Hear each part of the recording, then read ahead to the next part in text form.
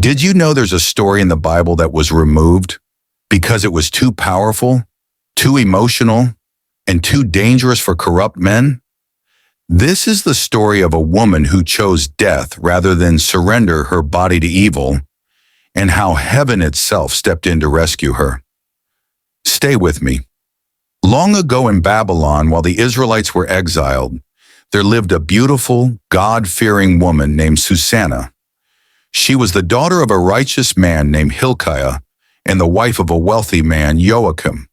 Together they lived in a grand home with a beautiful garden. But this is not just a story about gardens and beauty. It's a story about fear, power, and justice. Joachim was a respected man, and many Israelites would come to him for advice. Every day, two elders, judges among the people, would visit Joachim's home and hold court in the garden.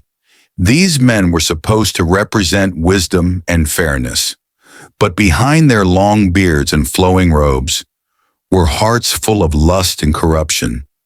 They both noticed Susanna, her grace, her modesty, her beauty. They watched her day after day, not with admiration, but with burning desire. And as time passed, their twisted thoughts grew into a wicked plan. They hid it well, of course. These were respected elders. No one would suspect them, but they were obsessed. One afternoon, as Susanna walked into the garden to bathe, as she often did, the two elders, who had been secretly watching and waiting, pounced. They cornered her. They said, "The gates are shut. No one is around. Lie with us. Give yourself to us." Susanna gasped. "What are you saying?" Their faces hardened. "If you don't agree, we will accuse you of meeting a young man here in secret, and the people will believe us." She was trapped. Two powerful judges, no witnesses, a woman, alone. Her heart pounded. Her breath quickened. What would you do?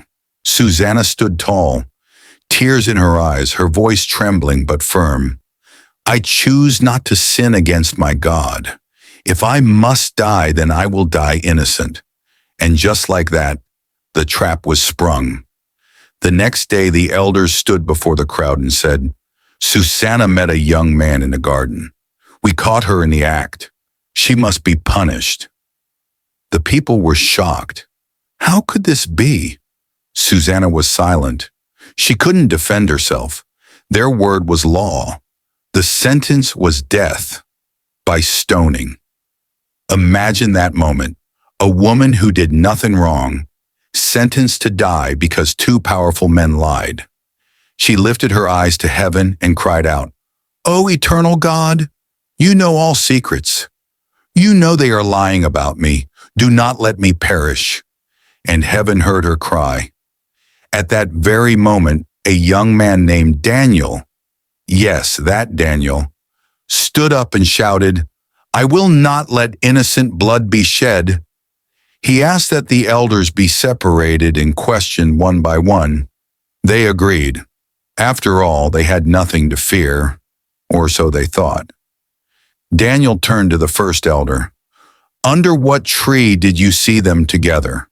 He said, "Under a mastic tree." Then Daniel went to the second elder. "And what tree was it?" He replied, "Under an oak tree." The crowd murmured. The trees didn't match. They had lied. These wise judges were exposed before everyone. The same law they used to condemn Susanna now fell on them. And Susanna, she was vindicated, honored, and restored. This is more than a story from ancient times. It's about every woman who's been silenced, every innocent person accused by the powerful, every victim who cried out and thought no one heard. But this story says God hears, God sees, and God acts, even when no one else will. Susanna didn't just survive. She stood as a symbol of courage, purity, and faith in the face of injustice. And Daniel? He reminds us that even in a corrupt world, one voice can make a difference. What if Daniel had stayed silent? What if Susanna had given in to fear? You see, stories like this were removed or hidden over the centuries, maybe because they shine a light on real power. Not earthly power, but spiritual power. Power that stands up. Power that speaks out. Power that trusts God above all else. Now I want to hear from you. Type "God sees me" in the comments if you believe heaven still watches over the innocent. If you've ever felt falsely accused or judged, know this: you're not alone. Share your thoughts below. Like this video, share it with someone who needs courage today. Follow this channel for more true and hidden stories from Scripture, and don't forget to subscribe so you never miss an upload, because the truth always finds a voice.